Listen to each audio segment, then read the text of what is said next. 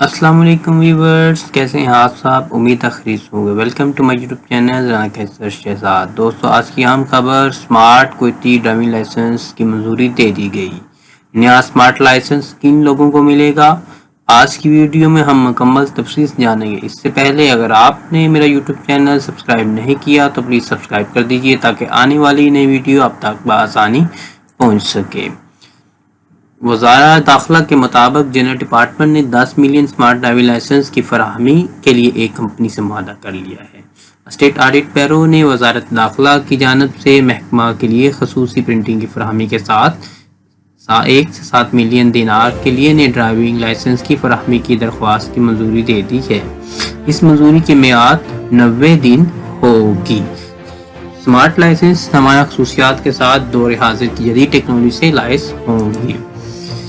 Kuwait city driving licence حاصل کرنے کے لیے شہریوں خصوصاً غیر ملکیوں کو شدید مشکلات کا سامنا کر پڑ رہا ہے۔ ان کا کہنا ہے کہ لائسنس جاری کرنے کا طریقہ کار کرنے والی خود کار مشینوں پر عوام کا بے پناہ ہجوم ہوتا ہے۔ کویت میں تجارتی مراکز میں خود کار ڈرائیونگ لائسنس پروسیسنگ مشینوں پر بے پناہ ہجوم لگا ہوا ہوتا ہے، جس کی باعث لائسنسوں کی عدم دستیابی کے باعث نیا مسئلہ پیدا ہو گیا ہے۔ اس حوالے سے کویتی ذرائع ابلاغ نے کا کہنا ہے کہ شدید بھیڑ کے نتیجے میں ڈرائیونگ لائسنس کے اجراء میں رکاوٹیں پیدا ہو رہی ہیں۔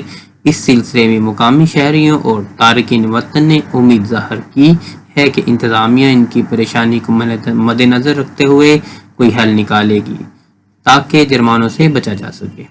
کویت میں موجود تارکین وطن کا کہنا ہے کہ ہم نے ڈرائیونگ لائسنسوں کی تجدید کروانا شروع کر دی تھی، لیکن خام مال کی کمی نے پریشانی میں اضافہ کیا۔ ان کا مزید کہنا ہے کہ صبح و شام کے اوقات میں شاپنگ مال میں مشینوں کی صرف شہریوں تک محدود رکھنے سے ہماری مشکلات اور بڑھ گئی۔ اس سلسلے میں سیکیورٹی ذرائع نے میڈیا کو بتایا کہ لائسنس جاری کرنے کے لیے مواد کی دستیابی ایک بڑا مسئلہ ہے۔ ان کا کہنا ہے کہ محکمہ ٹریفک ہر ہفتے 700 ڈرائیونگ لائسنس کافی مواد میں تقسیم کر رہا ہے اور مزید مواد کی فراہمی کے لیے کوششیں جاری ہیں۔ سیکیورٹی ذرائع نے کہا ہے کہ تمام شہریوں کے اپنے لین دین اور دیگر امور کی تکمیل کے لیے محکمہ ٹریفک اور دیگر خدمات کے مراکز سے رجوع کرنے کا حق حاصل ہے۔ اس کے علاوہ محکمہ ٹریفک ذرائع کا کہنا ہے کہ محکمہ اسمارٹ لائسنس کے اجراء کے دوسرے مرحلے میں داخل ہو گیا ہے۔ پہلی بار ڈرائیونگ لائسنس جاری کی جانے والے تارکین وطن حفاظتی خصوصیات کے حامل اسمارٹ لائسنس کو حاصل کر سکتے ہیں۔